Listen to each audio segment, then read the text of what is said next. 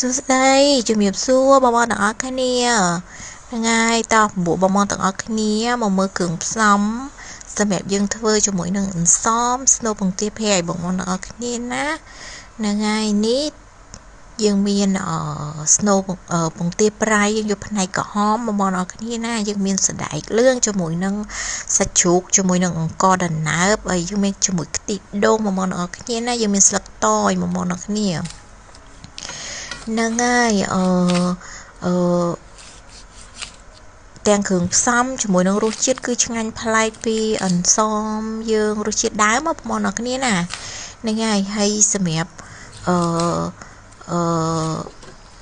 ការកម្មង់គឺបងប្អូនអរគ្នាអាចកម្មង់ជារៀងរាល់ថ្ងៃប៉ុន្តែនំមាននៅថ្ងៃសៅរ៍និងថ្ងៃអាទិត្យណាបងប្អូនអរគ្នាណានំឆ្អិននៅថ្ងៃសៅរ៍ថ្ងៃអាទិត្យហ្នឹងហើយប៉ុន្តែទទួលការកម្មង់បងប្អូនទាំងអស់គ្នារាល់ថ្ងៃបងប្អូនអរគ្នាទិញជូនគ្រួសារទិញជូនប៉ាម៉ាក់ប្រសាជូនបងប្អូនអីចឹងណា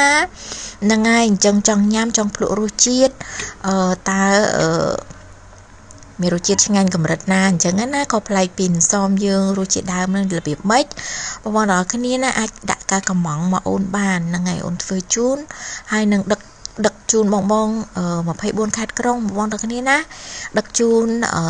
ទាំងខេត្តទាំងក្រុងសេវាតែ$2ទេបងប្អូនទាំងគ្នាចាហ្នឹងហើយបងប្អូនទាំងគ្នាអាចចូលឆាតកម្មង់ក៏បានបងប្អូនទាំងគ្នាអាចកម្មង់ Telegram ក៏បានដែរហ្នឹង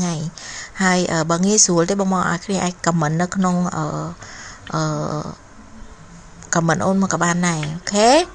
ហ្នឹងហើយនេះបងប្អូនអរគ្នានៅពេលដែលយើងធ្វើឆ្អិនទៅគឺនៅខាងក្នុងគឺមានលក្ខណៈបែបហ្នឹងបងប្អូនអរគ្នាណាសាច់យើងក៏ច្រើនពងទាយើងមានចំនួន5គ្រាប់បងប្អូនអរគ្នាហ្នឹងហើយស្នូលសណ្តែកក៏ច្រើនដែរធានាថាឆ្ងាញ់ហ្មងធានាលើរសជាតិបងប្អូនអរគ្នា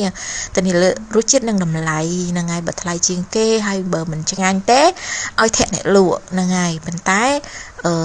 បងប្អូនអរគ្នាមុនធាក់ភ្លក់សិនណាបងប្អូនអរគ្នាណាហ្នឹងហើយភ្លក់សិន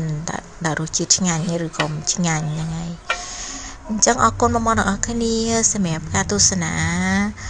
អរគុណជួបគ្នាវីដេអូក្រោយ